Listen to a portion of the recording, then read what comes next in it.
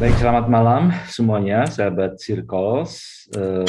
Terima kasih Jessica yang sudah mengantar pertemuan kita pada malam hari ini ya. Eh, kita akan berbicara mengenai paideia, pendidikan ya, tapi dalam arti yang luas. Sejauh saya tangkap ya di Platon, itu artinya adalah pembudayaan ya. Jadi bagaimana lewat yang kita sebut sehari-hari pendidikan itu, sebetulnya kita sedang mentransfer budaya. Jadi bagaimana saya sebagai orang tua begitu ya, hidup sebagai orang Indonesia, bagaimana saya merasa nyaman ya sebagai orang Indonesia, eh, bukan hanya saya tapi juga masyarakat ya, memiliki value bersama ya, lalu masyarakat ini menjadi enak. Ya. Nah ini semua yang basicnya adalah value ya, nilai-nilai itu bagaimana diturunkan ya kepada anak didik ya, kepada anak cucu ya, supaya kedepannya mereka juga bisa survive seperti kita. Nah, saya sebetulnya sudah menuliskan argumen ini ya di buku berjudul Paideia, Filsafat Pendidikan Politik Platon ya. Jadi ini akan kita bahas dua kali, hari ini dan minggu depan ya. Minggu depan lebih fokus ke politiknya, ke eh, yang disebut sebagai pendidikan filsuf raja begitu ya. Dan nanti terakhir baru saya akan berbicara mengenai Atlantis ya, yang sebetulnya ada kaitannya dengan pendidikan juga begitu ya di Platon ya. Tapi di Indonesia Atlantis menjadi spekulasi liar ke sana kemari begitu ya. Karena katanya Atlantis ada di Gunung Padang lah, ada di situs Bawean lah begitu ya. Nah, itu kan Atlantis itu kan juga bukunya ada di Platon ya, ditulis oleh Platon ya, sehingga memang ya sebaiknya kita baca teksnya Platon gitu ya, dia ngomong apa ya.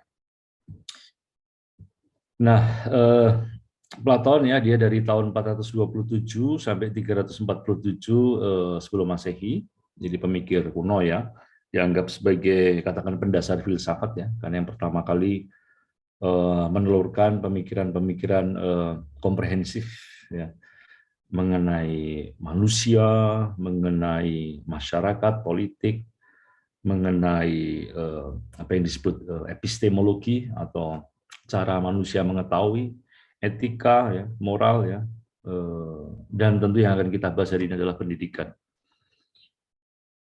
Nah, mungkin kalian tahu ya istilah pedagogi ya, yang sebetulnya satu akar kata dengan paideia ya. Pedagogi, paideia itu akarnya sama dari paidagogeo ya, dari pais ya. Jadi paideia itu juga berkaitan dengan pais ya, dengan anak-anak ya. Maka kalau kalian pernah mendengar istilah pedagogi, itu artinya child upbringing ya. Jadi bagaimana menuntun ya, menuntun membawa anak-anak itu ke arah tertentu. Itulah pedagogi. Dan paideia, pembudayaan, artinya adalah bagaimana kita membudayakan anak-anak kita ya, supaya ya paling tidak nasibnya nggak parah-parah amat begitu ya. Paling tidak nasibnya itu sama dengan bapaknya begitu ya.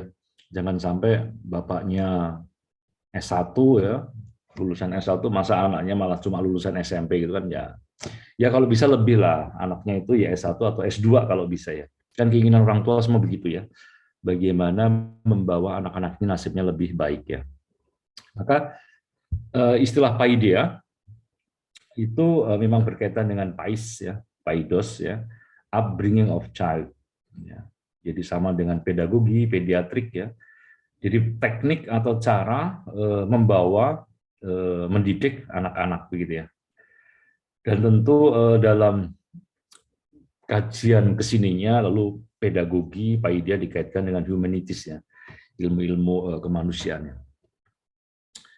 Tapi tentu ya makna lebih umumnya yang saya katakan tadi itu pembudayaan. Jadi bagaimana lewat yang kita sebut pendidikan, di situ ada kurikulum, ya ada ilmu-ilmu yang diberikan, itu kita mengarahkan ya, membawa anak-anak itu ke sebuah tujuan tertentu ya, yang gampangnya adalah survival dari anak itu, survival dari saya sebagai orang tuanya, survival dari masyarakat kita. Ya. Karena lewat pendidikan itulah kita menjamin keberlangsungan hidup bersama. Nah, istilah paideia merujuk pada pendidikan dan pembentukan seorang anak secara umum ya, dan bagaimana dalam pendidikan itu kebudayaan ditransmisikan, diteruskan kepada penerusnya. Di Yunani kuno, tugas paideia umumnya dilakukan oleh para penyair. Jadi Homeros ya lewat syair-syair kepahlawanan ya, itu lewat cerita, narasi, kisah kepahlawanan ya, mereka membentuk, memberikan visi tertentu mengenai manusia kepada anak-anak. Ini mirip dengan para dalang di Jawa ya, yang lewat musik, lewat syair ya, itu mendidik para pendengarnya ke arah tertentu. Nah, sebagai alternatif untuk paideia versi penyair, dan tentu waktu itu juga paideia atau pendidikannya versi kaum sofis ya, para ahli argumen berdebat, maka Platon memberikan visi pendidikan yang ditata jelas ya, yaitu awalnya pembentukan moral, baru kemudian pembentukan intelektual. Jadi cara membawa anak-anak itu atau cara mendidiknya itu, satu, bentuk dulu karakternya, baru kemudian nanti intelektualnya diisi. Maka dalam kurikulum pendidikan atau filsafat pendidikannya Platon ini untuk membentuk moral, ya, jadi pertama-tama yang ditata adalah moral itu kan dari kata moris ya, mores artinya adat istiadat ya, perilaku kebiasaan ya. Maka untuk membentuk supaya anak itu punya adat ya, anak itu punya kebiasaan-kebiasaan yang kita kehendaki ya. Maka pertama-tama yang dididik adalah bagian jiwa tertentu, nanti akan saya terangkan, lewat ilmu bernama musik dan gimnastik ya. Musik dari bahasa Yunani musike, tentu bukan hanya musik dalam arti modern ya, soal ritme, melodi, harmoni ya.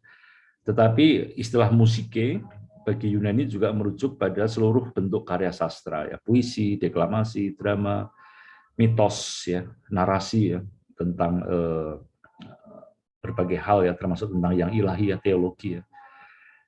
Jadi untuk membentuk karakter penting ya menanamkan lewat musik ini, dan kemudian tentu lewat gimnastik ya, dari kata gumnos, telanjang. Jadi dulu anak-anak Yunani itu yang laki-laki terutama ya, itu mereka harus ke semacam tempat-tempat olahraga begitu, dan mereka berlatih fisik ya dengan telanjang begitu ya. Dan gimnastik yang dimaksud Platon bukan hanya merujuk pada latihan gulat ya, antara tinju dan gulat itu ya, tapi juga ada praktek ikut ekspedisi tempur ya bersama orang tuanya ya, melihat perangan ya, membantu di belakang ya sebagai anak-anak begitu ya. Lalu juga berkaitan dengan pilihan makanan dan minuman yang tepat. Jadi gimnastik ini ditujukan terutama untuk jiwa ya, bukan untuk membentuk tubuh begitu ya, bukan untuk bodybuilding begitu. Jadi kalau kita kembali ke bagaimana membentuk seorang anak ya, yang diutamakan pertama adalah pendidikan karakter dulu, baru kemudian nanti intelektual. Nah, pendidikan karakter caranya gimana? Lewat musik dan lewat gimnastik.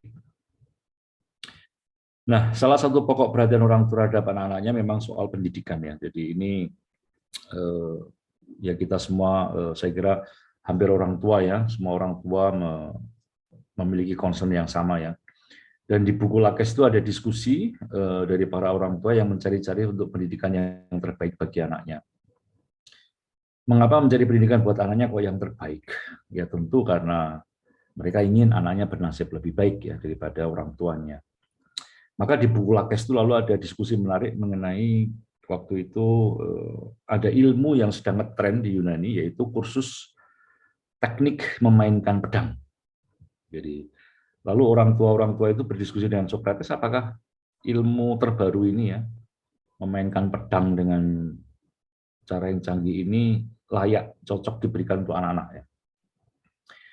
Mungkin kalau kita kontekskan ke Indonesia sekarang ini ya, kalau orang tua mau nyari kursus untuk anak-anaknya ya, kan sekarang ini ya tentu yang lagi ramai adalah TikTok gitu. Nah, apakah perlu nih anak-anak dikursuskan TikTok begitu ya, supaya mereka ke depan hebat begitu ya, atau game ya. Nah, game itu kan sekarang menghasilkan banyak duit ya. Apakah anak-anak perlu nih latihan game setiap hari begitu ya? Atau codingnya yang ini juga lagi ngetren ya, di mana-mana anak-anak dilatih coding begitu ya. Jadi kalau kita bertanya pada orang tua, kebanyakan sibuk memilihkan jenis ilmunya gitu ya. Ilmu mana yang terbaik yang kira-kira akan membekali anak saya. Nah, lalu lewat diskusi di Lakes itu ada banyak pertanyaan begitu ya, yang saya tidak akan masuk ke detail ya, karena itu bukan topik kita ya. Tapi kalau saya refleksikan, itu mirip dengan pertanyaannya, apakah ilmu yang terbaru itu selalu apa itu menjamin begitu ya? Apakah ilmu yang terbaru seperti game atau bikin TikTok atau coding itu pasti akan menjamin begitu ya? Nah, lalu kalau saya ingat pengalaman saya sendiri ya, tentu ketika SMP, SMA dulu ya, SMP belum ada internet ya, belum ada HP, belum ada laptop. Ya. SMA mulai ada, dengar-dengar ada komputer ya.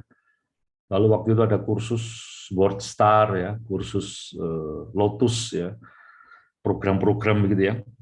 Yang mana kalau kemudian saya lihat sekarang ini ya, tentu kursus-kursus yang zaman itu sangat update ya, yang zaman itu sangat hype, ya sekarang nggak ada gunanya ya, sama sekali nggak ada gunanya ya.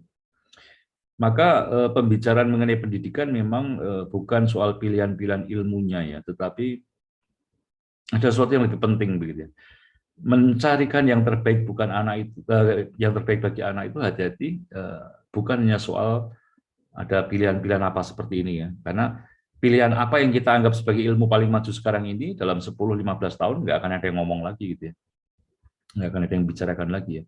Karena pendidikan kita kan memang selalu yang namanya pendidikan yang selalu tertinggal begitu ya. Dia nggak bisa mengejar zamannya ya. Maka membicarakan soal pendidikan itu ya yang penting ya menurut Platon ya itu bukan soal pilihan-pilihan ilmunya, tetapi eh, kalau tadi istilahnya Jessica batu gioknya itu ya. Jadi mau di batu giok itu mau dijadikan perhiasan, mau dijadikan mutu manikam, jadikan gelang, jadikan apa itu nanti saja begitu. Tapi yang mesti diperhatikan adalah kualitas gioknya gimana gitu. Nah, dalam bahasa Platon, dalam soal pendidikan, sekali lagi bukan teknik-teknik atau ilmu-ilmu baru, tetapi apa sih yang digarap dalam pendidikan itu yaitu jiwa. Maka yang harus ditata, ya pertama-tama yang harus ditatap, harus dipahami adalah soal jiwa manusia atau jiwa anak-anak itu sendiri. Nah, maka dalam filsafat pendidikannya Platon, sekali lagi yang paling penting adalah membahas jiwa, memahami jiwa, sehingga dari situ lalu nanti kurikulum-kurikulum itu mengikutinya. Ya, jadi bukan kok ilmunya apa yang paling penting lalu dicekokkan begitu saja begitu ya. Ya jauh sebelum ada ilmu psikologi ya, Platon sudah sadar bahwa manusia itu ya jiwanya itu unik begitu ya, sehingga kita juga harus seperti itu ya.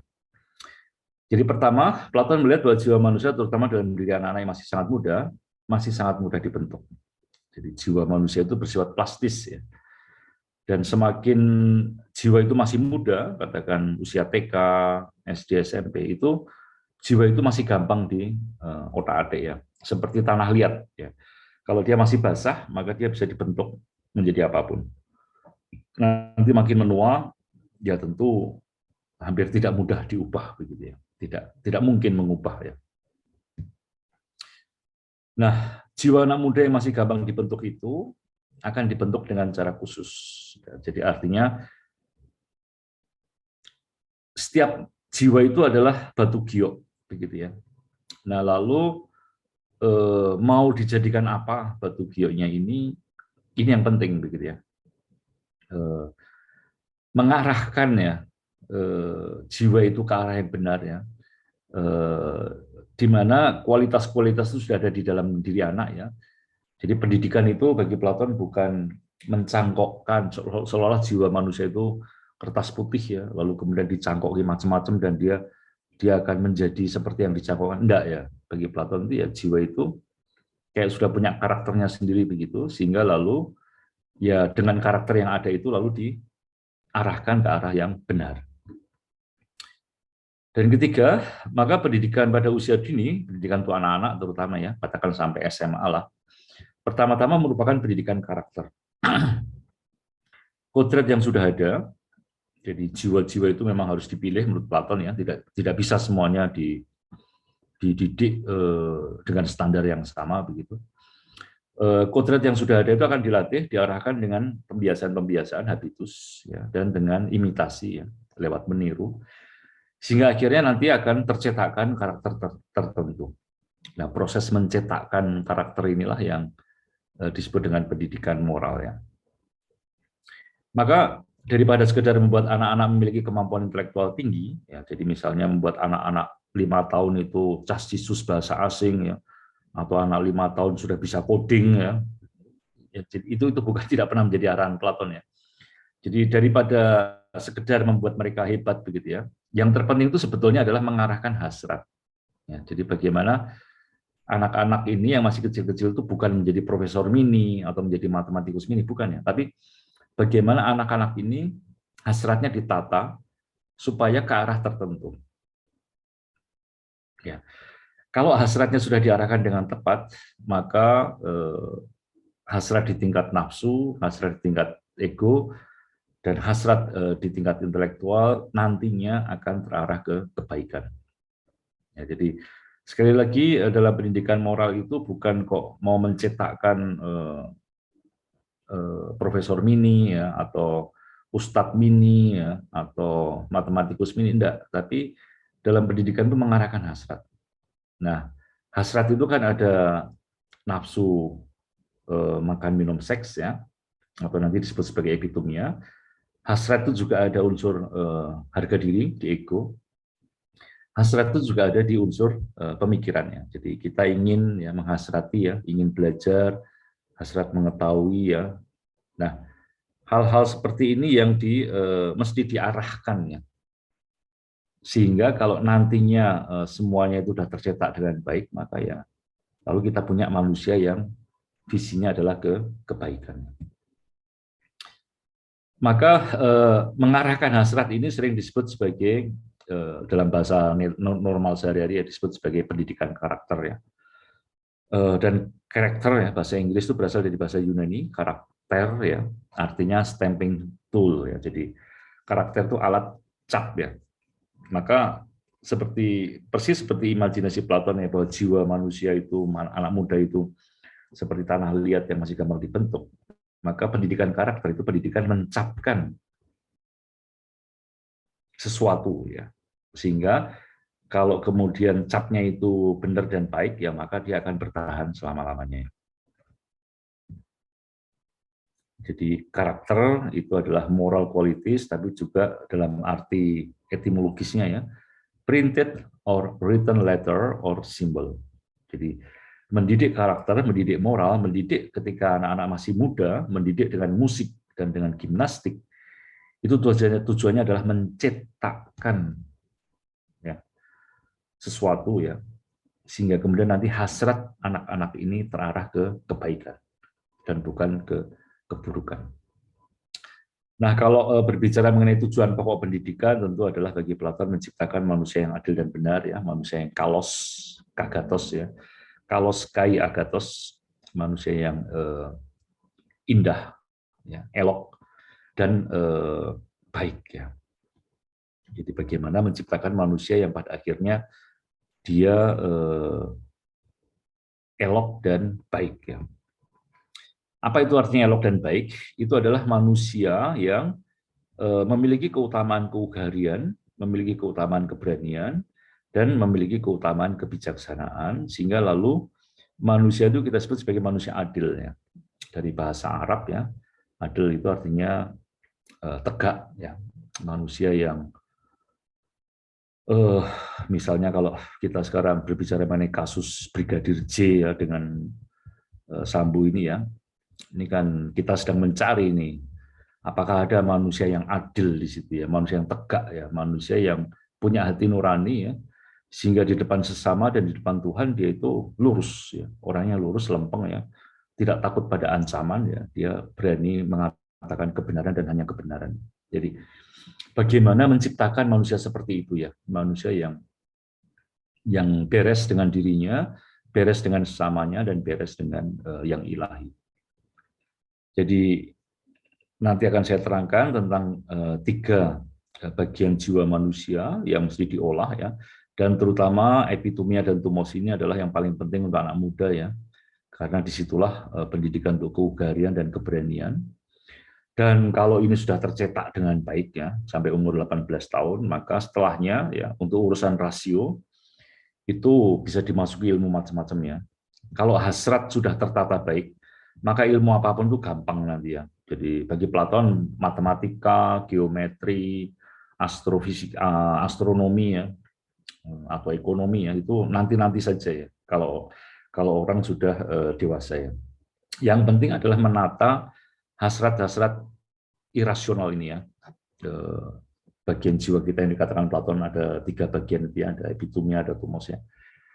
Kalau ini bisa ditata, maka nanti untuk kebijaksanaan itu juga tidak sulit, sehingga nanti figur manusia utama, manusia kalos kagatos yang adil ini bisa dicapai. Nah, Platon itu dia punya visi ya, bahwa manusia itu tentu intinya adalah jiwanya, dan manusia itu sebetulnya adalah semacam konflik antara tiga hasrat ya, antara bagian apetitif, bagian spirit dan spirited ya, bagian yang bersemangat dan bagian rasional ya. Jadi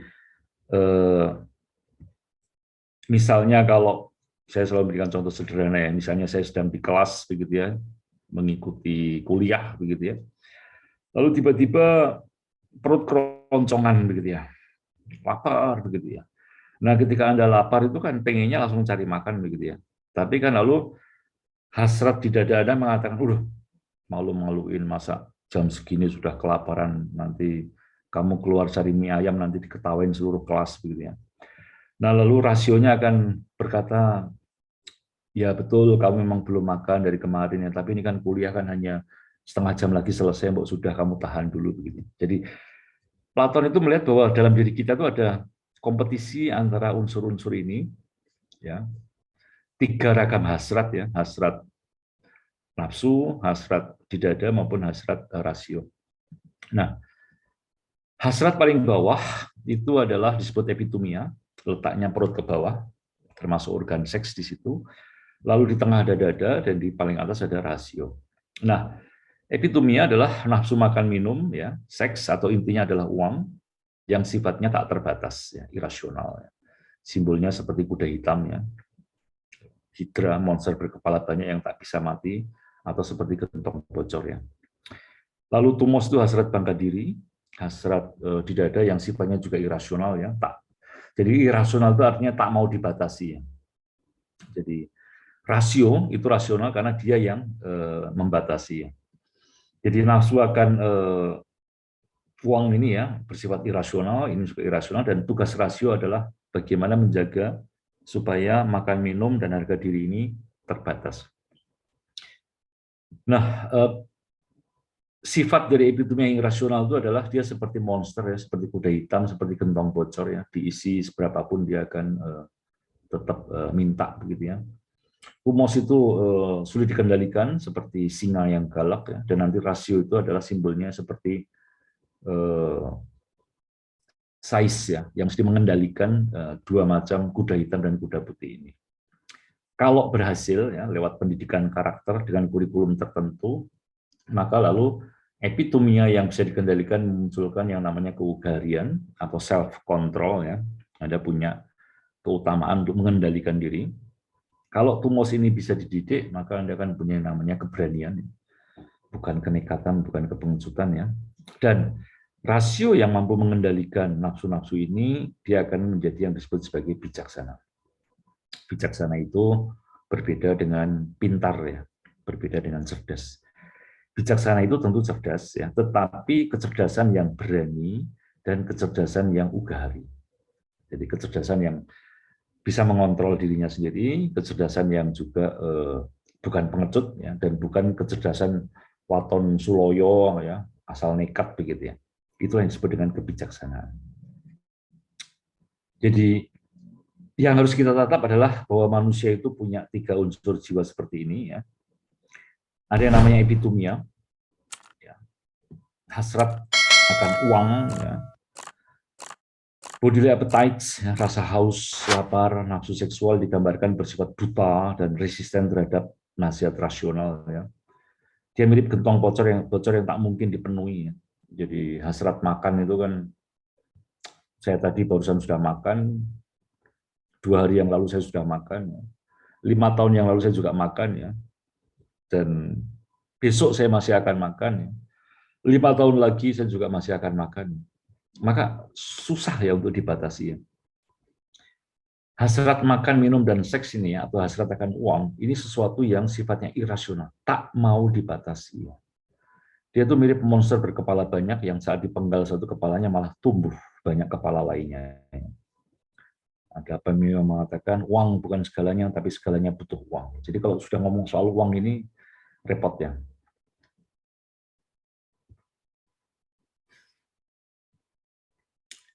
Nah, bagaimana mengendalikan epitumia ini ya, yang sulit sekali untuk dididik ya. Ada pepatah Jawa yang menarik ya, duit itu sidik ya cukup ya, uang itu sedikit ya cukup. Ini masih oke ya kurang ya. Tapi kalaupun banyak juga kurang. Jadi kalau Anda masih mahasiswa ya dengan uang sedikit, budget sedikit, Anda survive ya, masih bisa beli kuota ya, masih bisa ngapel segala macam ya. Tapi kalau Anda sudah menjadi pegawai ya, atau sudah menjadi pengusaha, sudah kaya ya, meskipun uang itu sudah banyak ya, Anda tetap masih akan mencari uang. Jadi memang ini hasrat yang sulit sekali untuk dikendalikan. Kalau Anda masih mahasiswa ya, makan siangnya soto ayam, sate ayam ya, rendang tapi dalam bentuk mie begitu. Nah, jadi dia mirip seperti hidra ya, yang kalau kepala satu dipotong, dari potongannya muncul 3 kepala yang lain. Nah, bagaimana mengendalikan hasrat ini ya, lewat kurikulum pendidikan nantinya ya. Kemudian tumos itu adalah apa yang disebut sebagai hasrat bangga diri ya. Bukan sekedar rasa marah, tapi rasa marah moral, rasa marah akan skandal moral yang dilihat ya. Jadi dia tidak ada hubungannya dengan makan minum seks, tidak ada hubungannya dengan uang ya, tapi rasa bangga diri di dada. Energi besar yang meluap ya, semangat meluap-luap ya, nyala hasrat akan yang moral ya. Kalau orang marah-marah ya, teriak-teriak karena ada ketidakadilan atau karena korupsi atau tipu menipu ya, maka tumos ya yang berbicara ya.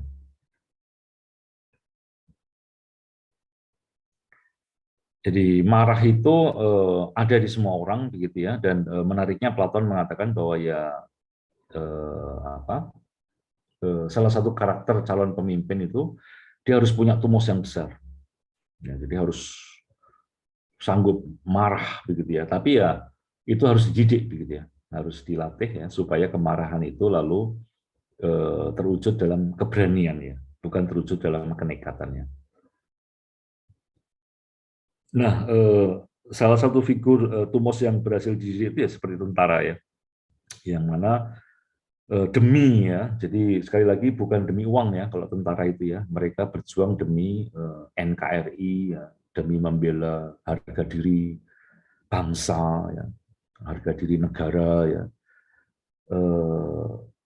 Mereka menjadi tidak takut mati begitu ya. Semua orang takut mati, tapi kalau seorang tentara mereka dilatih untuk mampu menjinakkan ketakutan-ketakutan itu ya. Menjadi pemberani ya, bukan pengecut, bukan penekat ya. Jadi bagaimana mendidik sesuatu yang sifatnya irasional ya, karena yang namanya hasrat ini kan juga kalau Anda lagi tersinggung ya, itu kan sulit sekali dikendalikan ya. Jadi kalau Anda misalnya sedang naik motor ya, lalu tiba-tiba diserempet begitu ya, oleh motor lain atau mobil ya, wah langsung kan Anda emosional dan nggak pakai akal sehat lagi begitu ya, lalu Anda bisa marah, bisa berkelahi begitu ya. Atau kalau Anda klub sepak bola Anda yang Anda cintai gagal menjadi juara begitu ya, karena kalah tipis begitu ya. Wah itu Anda pergi ke kantor juga rasanya malu ya, naik angkot juga rasanya semua orang menatap Anda begitu ya. Seperti Anda menjadi orang paling pecundang di seluruh dunia ya. Jadi ini kan sesuatu yang irasional ya. Nah, bagaimana ini dididik ya, supaya nanti dia seperti tentara ini ya, dia tahu kapan digunakan, tapi juga bisa diredamnya. Jadi inilah visi Platon mengenai jiwa, ada bagian nafsu, bagian harga diri, dan bagian ini. Dan ketika anak itu masih muda, sekali lagi, jiwa ini masih gampang dibentuk. Ya. Jadi hasratnya ya itu masih gampang dibentuk. Semangatnya ini masih gampang dibentuk ya. Dan tentu rasionalitas itu akan mengikuti ya, meskipun nanti pembentukannya di level yang paling akhir. Jadi visi Platon adalah nanti bagaimana akhirnya menciptakan jiwa kita ini seperti rasio yang mampu mengendalikan kuda hitam dan kuda putih. Ya. Kuda hitam itu epitomia, nafsu makan minum seks, uang ya, dan kuda putih itu simbol untuk tumos ya. Jadi kalau kita berhasil membentuk manusia yang size-nya baik, bisa mengendalikan dua kuda ini, maka kita akan punya figur manusia yang ideal. Jadi manusia optimal adalah manusia yang rasionya berkembang baik, ya bukan untuk mematikan epitomia, ya, karena hasrat makan minum seks nggak bisa nggak bisa dihilangkan ya, tapi dikendalikan, ya, ditata ya agar kebutuhan terpenuhi tanpa ekses. Ya. Saat rasio berhasil mendidik nanti epitomia, maka muncul yang namanya sophrosyne, ya self control, sehingga kebaikan yang dikejar epitomia juga akan pas dan tepat sesuai kebutuhan. Pengendalian rasional atas hasrat emosi di dada akan menumbuhkan keutamaan bernama keberanian, sehingga kebaikan yang dikejar oleh harga diri bersifat rasional. Dan rasio atau logistikon ya, yang mengendalikan dua bagian jiwanya itu ya, otomatis dia juga memiliki sifat-sifat dari keutamaan dari bagian bawah itu. Maka dengan sendirinya rasio yang akan muncul juga rasio yang bersifat ugahari dan berani. Ya. Jadi kalau Anda berhasil mendidik dua bagian bawah ini, nantinya Anda akan memiliki orang yang ketika besarnya ya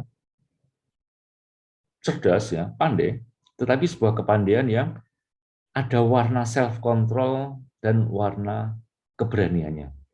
Jadi bukan orang yang sekedar cerdas menata kata, otak-atik kata, begitu ya, sekedar cari sensasi, ya, ngawur-ngawuran, nekat begitu ya, enggak. Jadi orang yang bijak itu adalah orang yang kecerdasannya punya kendali. Mana perlu dikatakan, mana nggak perlu dikatakan, begitu ya. Tapi juga manakala harus dikatakan ya, meskipun ada risiko, dia akan mengatakannya. Tidak ada keberanian. Itulah kebijaksanaannya, gabungan antara rasio yang jalan, tetapi diwarnai oleh self control dan keberanian. Intelektual yang tajam, rasio yang tangkas menurut Platon merupakan pisau bersisi dua. Kalau rasio dididik dengan baik, diberi lingkungan yang baik, sehingga ugahari dan berani, maka rasio menjadi bijaksana. Kita akan memiliki manusia yang adil, yang tegak, yang kalos kagatos. Namun sebaliknya, kalau rasio tidak dididik dengan baik dan bertumbuh di lingkungan yang buruk, maka kita akan berhadapan dengan manusia pintar yang hanya pandai tipu-tipu, ngakalin segala sesuatu demi mengikuti kepentingan epitomia atau kepentingan harga diri. Ya. Menjadi pembela fanatik figur tertentu, menjadi orang fanatik yang membela versi agama teroristik, ya. Ada banyak profesor yang malah plagiat ya, karena ingin mencari gelar, begitu ya. Atau orang-orang di departemen yang pandai-pandai tapi dipakai untuk korupsi, begitu ya. Ya begitulah ya, jadi rasio yang di mana hasrat-hasratnya itu dididik secara salah ya, maka lalu rasionya itu nanti akan mengabdi kepada hasrat-hasrat itu, kepada nafsu akan uang, kepada nafsu akan harga diri. Nah, dengan situasi seperti itu, lalu kita akan berhadapan dengan manusia yang tidak adil, yang tidak benar, tidak tegak, ya, munafik, dan minim guna. Jadi sekali lagi ini adalah katakan visi kedepannya ya, bagaimana mendidik epitomia, tumos ya, supaya lalu punya manusia yang kalos kagatos. Nah, bagaimana lalu kurikulum apa yang mesti diterapkan ya untuk mencapai itu? Yang pertama adalah olah rasa ya, musik ya. Jadi untuk anak-anak yang masih kecil dididik lewat musik ya. Salah satunya adalah anak-anak kecil dididik lewat narasi, lewat cerita-cerita ya. Platon mengkritik zamannya di mana anak-anak kecil itu sudah diberi cerita-cerita yang aneh-aneh tentang dewa-dewi. Jadi Platon mengkritik mitos-mitos yang dianggap tidak bisa diterima, ya, yang terus-menerus dikisahkan pada anak-anak. Ya. Jadi misalnya mitos asal-usul Kronides, yaitu mitos tentang Uranos, Kronos, dan Zeus. Ya. Jadi Platon cukup hati-hati ya untuk mendidik kepekaan hasrat epitomia, ya, hasrat makan minum seks, ya, hasrat akan kenikmatan dan kesakitan begitu ya.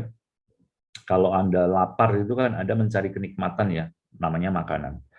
Anda haus, Anda akan mencari kenikmatan ya, Anda minum ya. Jadi bagian epitome adalah bagian inti di mana pain and pleasure itu menjadi hukum ya. Kita menghindari pain dan mencari pleasure ya. Nah itu dididiknya itu lewat cerita-cerita yang tentu menarik ya, cerita-cerita yang bikin anak-anak lalu matanya berbinar-binar pengen mendengarkannya. Nah itu Platon mengatakan harus hati-hati ya.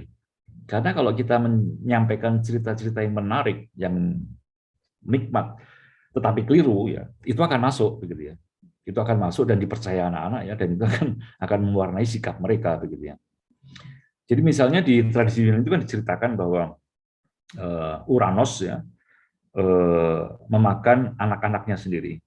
Jadi Uranos dengan Rhea ya, itu kan apa, dewa-dewi asali begitu ya.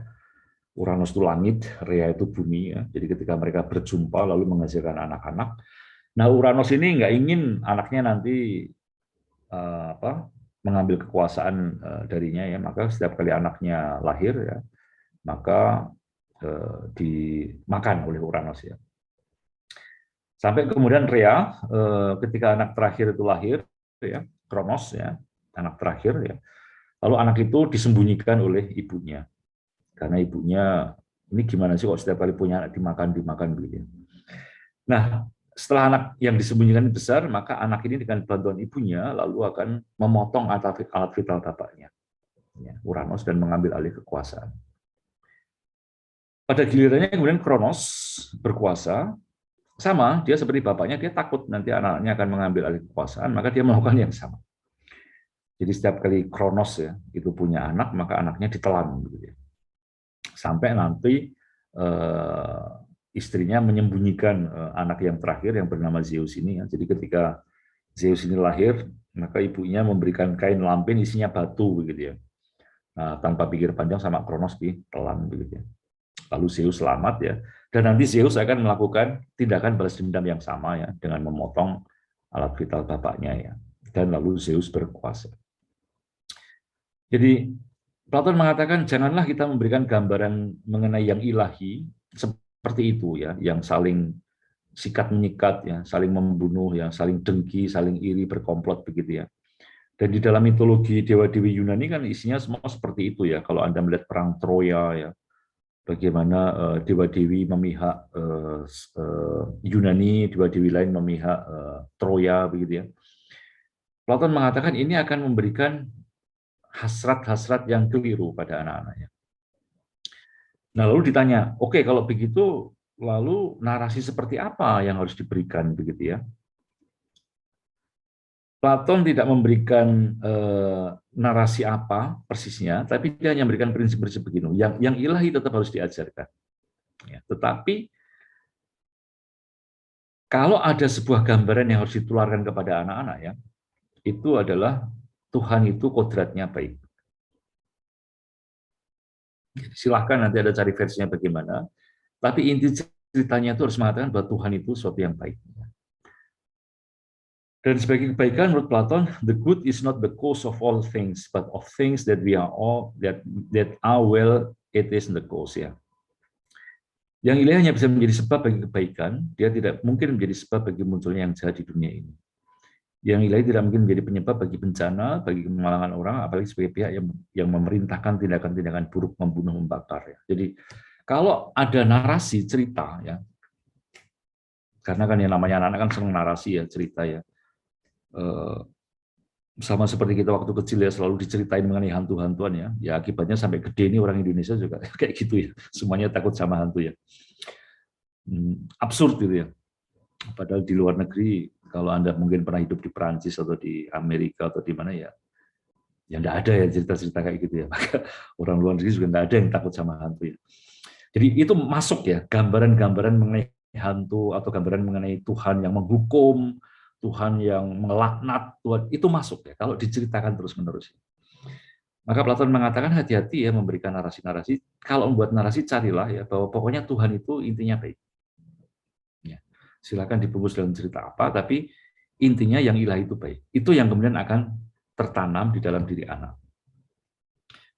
Jadi cerita tentang Hades ya atau dunia bawah tanah atau neraka dengan segala terornya yang ada di sana, menurut Platon cerita-cerita mitos kayak itu harus direvisi ya. Karena cerita-cerita itu hanya akan menimbulkan anak-anak yang apa ya yang ya punya kepribadian, punya mental yang lemah nantinya. Cerita tentang neraka itu akan membuat anak-anak takut pada kehidupan ya dan hanya memikirkan kematian ya, memikirkan bagaimana saat mati nanti tidak dikenai hukuman itu ya. Padahal isu terpenting adalah hidup. Ya. Bagaimana mengajarkan anak-anak agar berani hidup, ya. Berani memperjuangkan hidup dengan bebas dari perbudakan. Ya. Jadi di zaman Platon itu kan antar polis itu kan berperang ya, Athena dengan Sparta, dengan Thebes, dengan Korintus ya. Jadi kalau anak-anak itu dari kecil dididik menjadi penakut ya, dan hanya berpikir mengenai Hades ya, mengenai surga neraka gitu ya. Ya nanti gimana begitu loh, menjadi orang-orang yang justru takut pada kehidupan dan pengen cepat-cepat mati begitu ya. Kalau bisa semudah mungkin ya, sebelum banyak berbuat dosa semudah mungkin matilah biar masuk surga begitu ya. Daripada melanjutin hidup malah nanti kebanyakan dosa dan masuk neraka begitu ya. Nah, padahal yang penting itu kan survival bersama ya. Bagaimana kota dipertahankan, negara dipertahankan ya. Mempertahankan hidup ya. Jadi bagaimana anak-anak itu, jadi jangan ditakut-takuti sejak kecil ya, karena lalu mereka akan punya nyali yang minim. Maka Platon mengkritik segala narasi tentang yang ilahi, di mana para dewa saling bertempur, begitu ya. Nah, kalau kita selalu menarasikan bahwa Tuhan-Tuhan itu saling berkhianat, ya, bagaimana kita akan menjadi warga negara untuk tidak saling bertempur, tidak saling mengkhianati? Kalau kisah-kisah mitos seperti itu dibiarkan terus-menerus. Ya. Ya, jadi kalau anak-anak dari kecil terbiasa melihat bahwa dewa-dewi ternyata biasa saling berkhianat, ya repot. Ya. Itu nanti masuk dalam kepala mereka ya bahwa wah Tuhan aja biasa berkhianat kok, Tuhan aja membunuh kok, jadi ya saya juga boleh membunuh, saya boleh begini begitu ya. Jadi narasi-narasi yang diberikan yang sekali lagi ya sifatnya nikmat dan sakit ya, jadi cerita-cerita yang menyenangkan begitu ya, itu harus dipilihkan ya, supaya kita tidak salah membentuk generasi muda. Juga Platon mengatakan, kalau ada cerita-cerita tentang orang-orang hebat, para hero yang mengeluh dan menangis sedih, itu juga harus dihilangkan. Ya. Tidak boleh kita mendidik anak-anak mengenai orang-orang hebat itu digambarkan seolah-olah menjadi orang-orang yang lemah. Begitu ya. Baginya orang boleh bersedih, boleh bergembira, tapi mesti tahu batas. Ya, karena rasa sedih dan gembira yang berlebihan menghalangi munculnya keutamaan, keberanian. Ya. Manusia yang memiliki karakter akan tahu bagaimana mengontrol perasaannya. Maka kisah mengenai dewa yang kehilangan kontrol atau para hero yang mudah disuap, ya, menurut Platon itu ya tidak baik ya. Kisah itu kalau diberikan terus-menerus ya akan menciptakan anak-anak yang kendor, ya, laksis, ya, kendor dan mudah melakukan hal-hal yang rendah. Anak-anak yang sudah terbudayakan dan terdidik lewat puisi dan musik akan mengerti bentuk-bentuk keindahannya. Jadi satu yang penting adalah pendidikan, baik, jadi tidak terlalu di sini belum saya agak kelewatannya. Jadi narasi mitos ya tentang yang ilahi harus dipilihkan, dan kemudian yang penting adalah memilihkan juga musik ya. Jadi Platon tidak menganjurkan bahwa anak-anak muda itu sejak kecil diekspos ya kepada musik-musik yang keras ya, atau musik-musik yang terlalu lembek. Ya, jadi musik yang terlalu lembek ya. Jadi misalnya mungkin gambarnya dangdutan begitu ya. Kalau anak-anak dari kecil itu tiap hari begitu ya dangdutan terus begitu ya. Atau ekstrem lainnya anak-anak tiap hari diberi apa itu musik-musik DJ itu ya. Yang keras-keras seperti itu ya. Ya nanti lalu hasrat mereka itu ya akan atau terlalu lembek atau terlalu beringas begitu ya. Maka harus dicarikan musik yang untuk anak SD, SMP begitu ya, lagu-lagu musik yang kurang lebih tengah-tengah.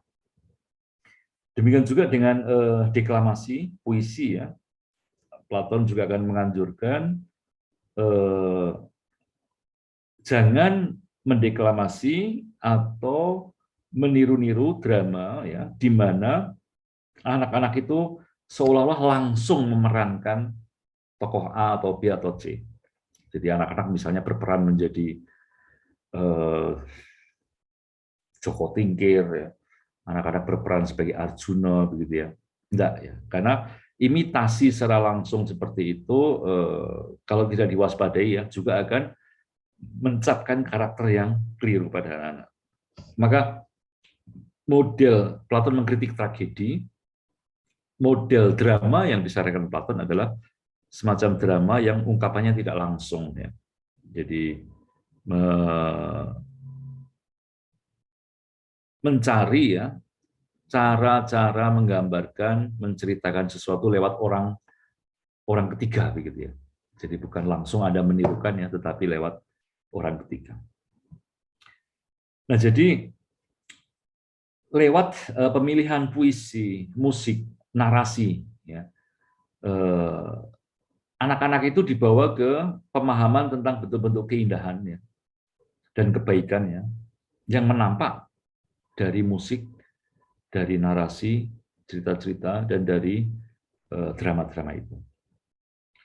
Mereka nanti akan berbudaya, sehingga mau seumpama membaca tulisan, mereka tidak akan sekedar sibuk dengan huruf per huruf, ya, tetapi bisa mengenali dan membacanya. Mereka akan mengenali forma yang menyatukan huruf-huruf, ya, dan kemampuan pengenalan ini yang selanjutnya mengizinkan orang memiliki pengertian atas apa itu keutamaan dan seni secara umum.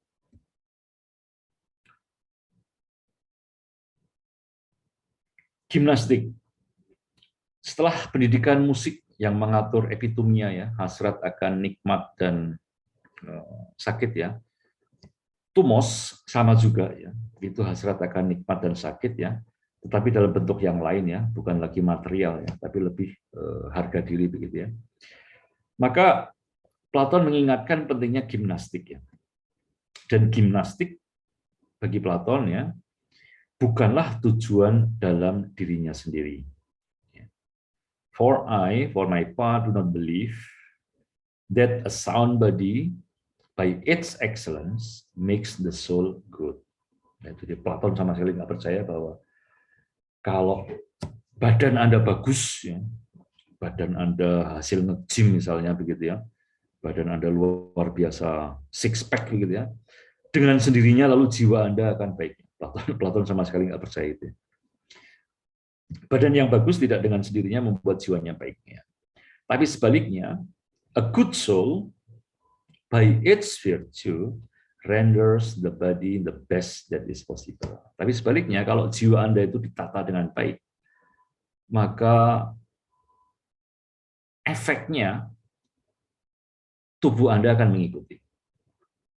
Jadi kalau Anda itu punya self control, ya maka Anda tidak akan makan aneh-aneh kan, Anda akan makannya juga tahu batas begitu ya. Anda punya keugarian ya, maka dengan sendirinya ya badan Anda juga akan mengikuti. Maka dalam gimnastik sekali lagi titik perhatian Platon adalah ketika memilihkan sarana-sarana olahraga atau memilihkan makanan atau memilihkan ini itu ya, tujuannya adalah membentuk jiwa, bukan untuk membentuk badannya. Jadi Platon mulai kajian gimnastik dan membicarakan pola makan. Anak-anak didik harus menghindarkan diri dari apa yang meracuni diri, mabuk. Jadi untuk anak-anak yang masih muda ya, dari SD, SMP, SMA, sedapat mungkin ya menghindari ya dari apa-apa yang bikin mabuk ya. Dan karena punggawa nantinya diharapkan menjadi atlet-atlet perang ya, maka mereka harus menyesuaikan diri dengan kebiasaan fisik para atletnya, menjaga fisik yang sehat, makan dengan diet yang ketat ya, supaya selalu siap bertanding ya. Dan lebih-lebih karena punggawa ini nantinya hendak dididik menjadi atlet of war, maka mereka harus tahan begadang seperti anjing pemburu. Mereka harus memiliki pendengaran dan penglihatan yang tajam. Dan mereka harus siap menghadapi berbagai rupa perubahan makan, minum, iklim karena tugas. Jadi ini tentu tidak mudah ya, karena banyak orang kalau sudah lekat dengan supermie ya, atau sudah lekat dengan makanan tertentu ya, hampir nyaris nggak bisa ya pergi dari situ ya. Nah, dengan melakukan ekspedisi-ekspedisi militer ya, dan anak-anak diikutkan ya, dan Platon mengatakan kalau ekspedisi militer jangan bawa panci, jangan membawa dandang ya, jangan bawa alat-alat masak yang terlalu ribet begitu ya. Panggang saja. Jadi kalau cari hewan buruan, makanan ya semua dipanggang saja. Itu paling praktis. Jadi dengan membiasakan diet makanan tertentu, apa yang boleh dimakan, apa yang tidak boleh dimakan ya, kebiasaan-kebiasaan tertentu, sekali lagi itu akan mendidik yang namanya harga diri. Ya. Jadi sama seperti musik yang sederhana, kesederhanaan diet makanan akan memberikan kesehatan bagi para punggawa. While simplicity in music begets sobriety in souls, and in gymnastic training it begets health in bodies. Platon memberikan contoh bahwa di teks Homeros, para hero yang sedang melakukan ekspedisi militer tidak berpesta pora. Mereka juga tidak makan daging yang dimasak atau direbus. Mereka hanya makan ikan atau daging yang dipanggang. Dengan memanggang, para prajurit tidak akan direpotkan dengan keharusan bawa panci dan segala alat lainnya, atau bumbu-bumbu yang aneh-aneh. Selain itu, mereka juga harus menjauhkan diri makanan-makanan yang manis. Jadi ini rujukan-rujukan 404E, 404B ini dari buku Politeia atau The Republics ya, karya Platon. Jadi kajian mengenai pendidikannya ada di buku The Republic. Lewat pendidikan musik sederhana, Platon yakin bahwa anak dirinya nanti menjadi punggawa yang megahari. Demikian juga lewat latihan gimnastik yang sederhana, pilihan-pilihan makanan yang sederhana, akan membuat mereka tidak membutuhkan obat, ya, kecuali kalau memang sangat dibutuhkan. Dan lebih lagi, gimnastik bagi para punggawa bukanlah untuk melatih otot, melainkan melatih tumos. Jadi, kalau Anda, makanya anak-anak SD, SMP, SMA itu, mereka kan energinya banyak sekali ya, nggak ada capeknya. Maka, baik kalau mereka itu dibiarkan berolahraga ya. Dan dalam olahraga itu, saya dulu suka sepak bola misalnya begitu ya. Kalau kita sepak bola, itu kan pengennya menang gitu. Pengennya menang, nggak mau kalah begitu ya.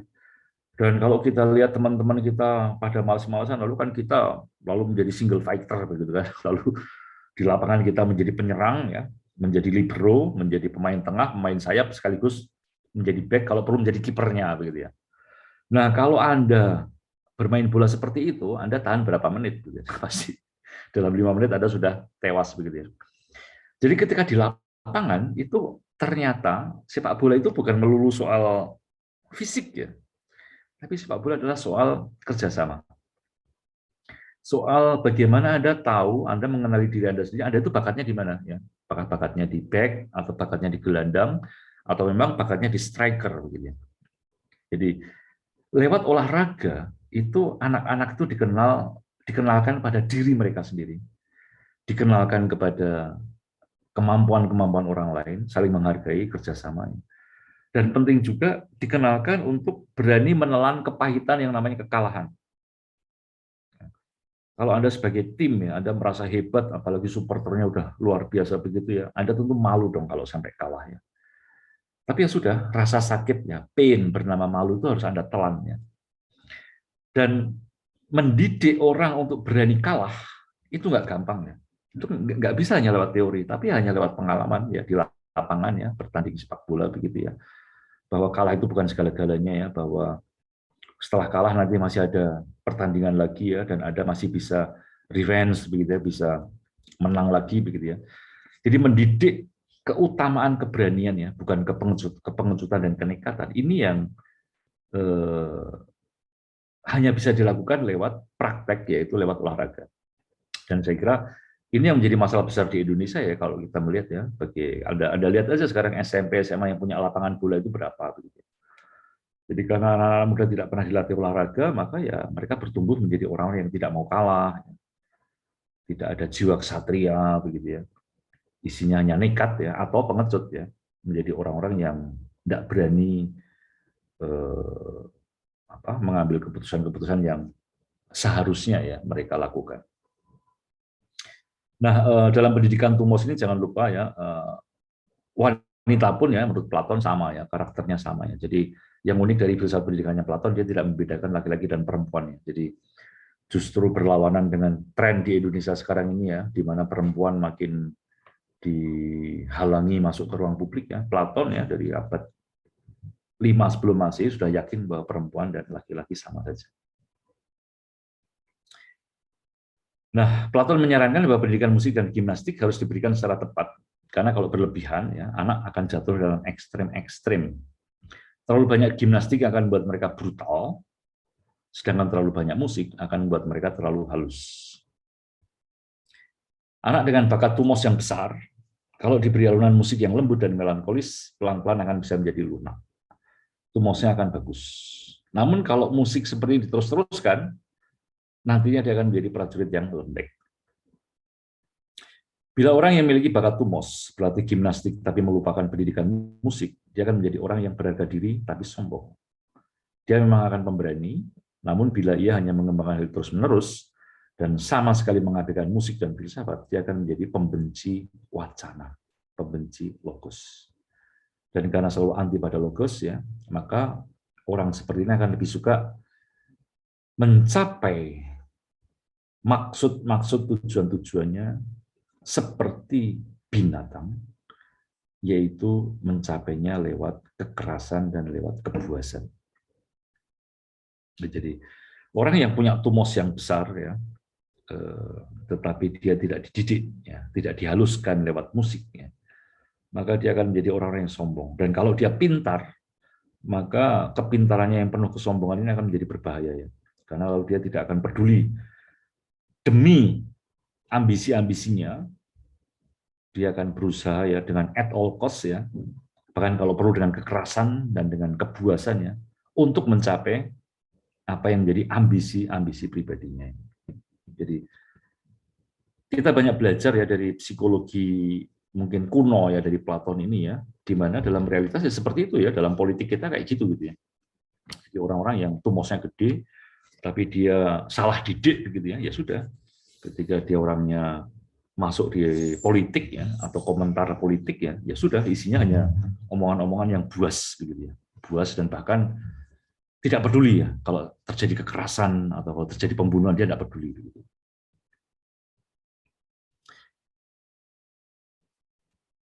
Nah, karena ini sudah jam 8 ya, saya akan merangkumkan secara cepat ya, nanti lewat diskusi bisa kita perdalam lagi ya. Jadi idea untuk bagaimana membudayakan ya anak-anak ini ya, dia punya nilai-nilai, punya value yang kita harapkan ya, dan dia akan membuat kita survive ya. Maka penting ya, batu giok gitu ya, tadi belum banyak saya sebut ya, bahwa setiap orang punya bakat alamiah ya, dan bakat alamiah ini harus ditangani ya lewat proses pendidikan, di mana ada dua jenis proses, yaitu pendidikan prarasional dan pendidikan rasional. Pendidikan prarasional adalah yang saya uraikan panjang lebar tadi itu, pendidikan untuk epitumia dan untuk tumos. Nah, jadi karena ini bagian jiwa yang gelap ya, yang sulit sekali ya, soal pain and pleasure ya, soal rasa nikmat dan rasa sakit ini kan, itu kan sangat ini ya, sangat apa ya, sangat primordial ya dalam diri kita ya. Itu tidak bisa diapa-apakan ya, lari dari sakit dan mencari rasa nikmat, mencari yang enak itu primordial. Nah, bagaimana sesuatu yang primordial ini bisa dididik ya lewat musik dan gimnastik ya.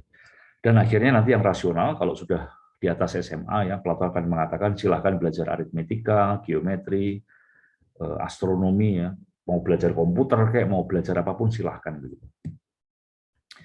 Nah, kalau kita bicara mencari figur-figur ideal yang bisa dididik, maka Platon mengatakan mereka yang berbakat menjadi pemimpin ya, itu adalah dari kecil kelihatan anak itu cinta pada pengetahuan, yang kekal, yang menyeluruh, yang benar, dan dari kecil sudah memiliki sifat-sifat adil, halus, cepat belajar, dan memiliki ingatan yang baik. Nah, jadi kalau dari kecil, katakan PAUD atau TK itu Anda sudah bisa melihat karakter-karakter ini, nah inilah yang bisa dididik nantinya ya lewat proses seleksi nantinya menjadi manusia ideal. Nah, pada masa kanak-kanak sampai 10 tahun, pendidikan prarasional untuk epitome adalah lewat seni. Ya, lewat imitasi pada cerita, mitos, puisi, teater yang dilandasi teologi yang lurus. Ya, jadi bukan konsep keilahian yang mengerikan begitu ya. Remaja sampai dengan 20 tahun ya, ini juga pendidikan prarasional lewat gimnastik, yaitu lewat sport, tarian, kegiatan di luar ya, ekspedisi, imitasi keberanian para prajurit di medan tempur. Jadi mereka ikut berperang ya, tidak di depan ya, tapi di bagian belakang begitu ya, supaya mereka tahu yang namanya rasa takut akan mati ya, ingin lari, ingin menghindar ya, supaya mereka berhadapan dengan itu ya. Baru pada level dewasa sampai dengan 35 tahun, pendidikan rasional lewat ilmu teoritis yaitu matematika, astronomi, dan dialektika atau seni berdiskusi.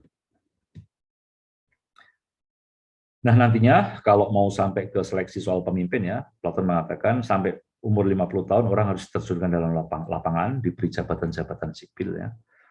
Dan nantinya setelah pendidikan yang panjang itu lalu kita bisa memiliki manusia ideal, manusia kalos kagatos ya, yang memiliki keutamaan ugahari, berani, bijaksana, dan adil. Maka secara gampang ya, bagaimana mendidik manusia menurut Platon? Pertama, olah rasa pada level epitumia, lalu olahraga pada level tumos, dan akhirnya ya ketika orang sudah 20 tahun ke atas, olah nalar. Atau kalau dalam bahasa di Indonesia ya, cipta, karsa, dan rasa ya. Demikian yang bisa saya sampaikan ya secara garis besar visi Paideia pendidikan menurut Platon. Waktu saya kembalikan kepada Jessica. Terima kasih.